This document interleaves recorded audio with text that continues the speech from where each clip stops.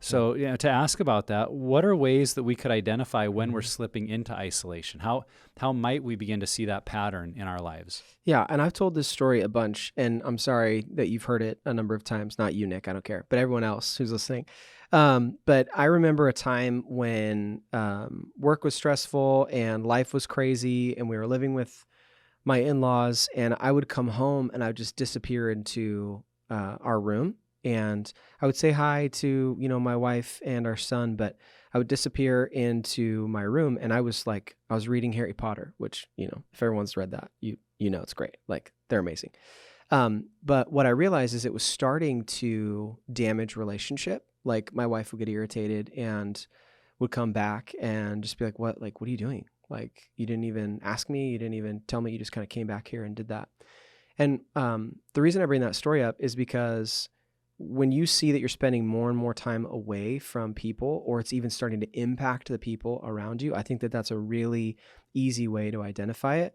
If someone goes like, hey, what are you doing back there? Or what are you doing on your phone? Or, to your point, it's something that's like, okay, I'm doing something that seems abnormal for maybe the context I'm in, or is damaging this relationship or hurting it in any way. I also think, there is a nuance here. I want to be careful with that. But like, if you're just canceling all of your plans and you're no-showing on stuff, and you're starting to minimize communications, or people are asking like, hey, where you been? What have you been up to? That people who are normally in your rhythms of life, that's probably a good indication that you're pulling away from relationship. And so I think a lot of that comes from, I'm just realizing, even as I'm just reflecting on even what I've said already, like a lot of it comes from the feedback from outside.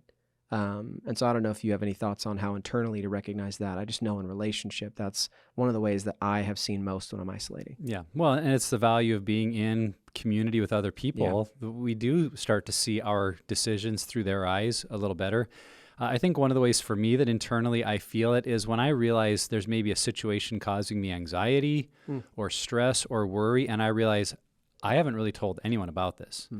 And I recognize I've been just trying to carry it. And sometimes with my spouse, it can be like, I just didn't want to burden them. It didn't seem like a big deal, but now it's still there and it's getting bigger, and they don't even know. Like, maybe I'm in some conflict with someone, or I'm really feeling a lot of anxiety about some finances. And by the time I start talking about it, I think it's left my wife sometimes feeling, why didn't you bring this up a week ago when it started? Like, well, I don't want to bother you. I didn't want to make a big deal of it.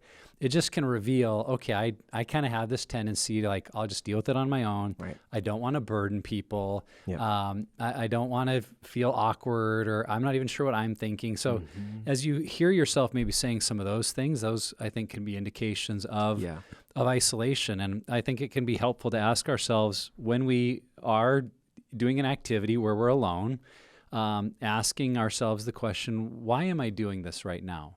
And if we have a good answer, like, well, this is healthy for me. This helps me get restored. It's something I enjoy. I've got margin for this. I have no idea. Or I'm avoiding talking to my spouse or kids or friend or doing that task. Okay, it's taking a deep breath and saying, I'm probably isolating. And I don't want someone feeling like every second of every day that they're ever alone, they've got to be hyper vigilant. Totally. I think we can start to overanalyze every minute of our day. But again, I'm looking at patterns of when we see we're spending a lot of time on our phone alone, okay, why am I doing this? Is this helpful? Is it not? And just trying to unearth what might be driving